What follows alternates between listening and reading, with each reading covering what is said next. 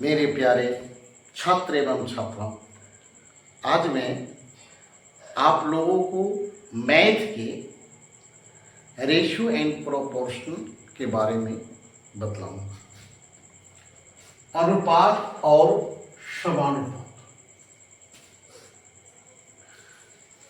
जब दो संख्याओं को एक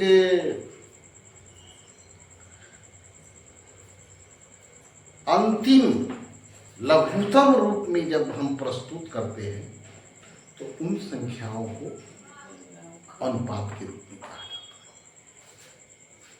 है। जैसे इसके को हम पहले सूत्र में A/B बराबर C/D,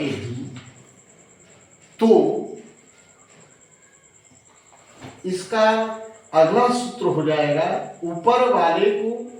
ऊपर वाले के साथ जोड़ दिए और नीचे वाले के साथ जोड़ दिए, यानी A और C को जोड़ दिए और B D को जोड़ दिए। इस तरह से इस तीनों का मान एक ही इक्विवेलेंट होगा, समान होगा। और इस फार्मूला से ही हम एक सवाल को देखेंगे। जैसे 2/3 बराबर 4/6, तो ऊपर 2 और 4 को जोड़ देंगे, नीचे 3 और 6 को जोड़ देंगे। 4 2 6, इस दोनों को फिर लघुतम हम उसे काटेंगे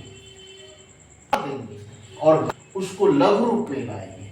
जैसे ये तो 2 बार, ये तो 3 बार, और यही 2/3 यहाँ पे जो 2/3 यहाँ से स्टार्ट किए थे वही लास्ट में हमें 2/3 प्राप्त हो गया। इससे हम ये पता लगाते कि हमारा जो सूत्र है वह एक्यूरेट। दूसरे सवाल में हम A/X समानुपात X/B, अगर 2 बिंदु रहता है तो उसे अनुपात कहते हैं, 4 बिंदु रहता है तब समानुपात कहते हैं। इसको हम इस तरह से लिखते हैं, A/X को लिखेंगे A/X और समानुपात की जगह बराबर का चिन्ह देते हैं और पुनः X/B को X/B लिखते हैं। इसमें कोना का गुना करते हैं। X में X से गुना करते हैं तो कितना होता है x², और A से B में गुना करते हैं तो AB होगा। x² को केवल x लिखते हैं, अथवा x के ऊपर जो स्क्वायर है उसको हटाते हैं। एक तरफ नियम होता है कि एक तरफ के स्क्वायर को हटाते हैं तो दूसरे तरफ रूट देना पड़ता है। ये जानते हैं ना आप लोग?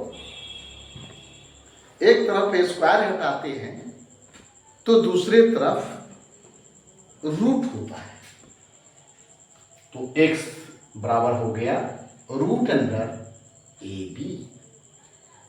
इस x को, दोनों के बीच में x है, A और B के बीच में यहां भी x, यहां भी x, इसको कहते हैं मध्यानुपात। तो मध्यानुपात का सूत्र होगा √AB। और हम तीसरे सवाल से रूबरू होते हैं कि 45 और 63 का अनुपात अगर निकालने के लिए करेगा तो हम कैसे निकालेंगे? अनुपात बराबर पहले जो संख्या है उसे ऊपर लिखते हैं और बाद में जो संख्या होती है उसे नीचे लिखते हैं। पहले जो संख्या उसे ऊपर और बाद वाली संख्या को नीचे, और पुनः इसे काटा जाता है। एक निश्चित संख्या से ऊपर में भी भाग देती है, नीचे में भी भाग देती है। जैसे 9 से हम 45 में भाग दिए तो 9 पचे 45, और 9 से ही 63 में भाग दिए तो 9 सते 63। ऊपर हो गया 5, नीचे हो गया 7, 5/7। इसको हम 5:7 भी लिख सकते हैं और यही हमारा आंसर हो गया 5:7। चौथा सवाल कि यदि दूध और पानी का अनुपात 7:2 है, दूध और पानी का मिश्रण है, विलयन है, और उसमें दूध और पानी का अनुपात है 7:2। अगर विलयन में 63 लीटर दूध है तो पानी की मात्रा कितनी होगी? इसको लिख सकते हैं हम दूध बटा पानी, दूध बटा पानी, और दूध का अनुपात है, दूध है 7, पानी है 2, तो 7/2, और इसके आगे है 63 लीटर दूध, तो पुनः दूध के सामने हम 63 लिख दिए और पानी के सामने हम x लिख दिए, यानी पानी को हम x मान लिए। ये 7/2 यहां से आ गया, ये 63/x, तो ये दूध है 63, पानी का मान हमें मालूम नहीं है तो x लिख दिए। 7 से 63 को काट दिए, 7 से 63 को काटे तो कितना हुआ? 7×9 63, और 7×9 7 एक बार में कटा, 63 9 बार में कटा। अब हम कोना कानी गुना करेंगे। कोना कानी गुना करना बहुत आसान है और इसकी जानकारी रखना बहुत जरूरी है।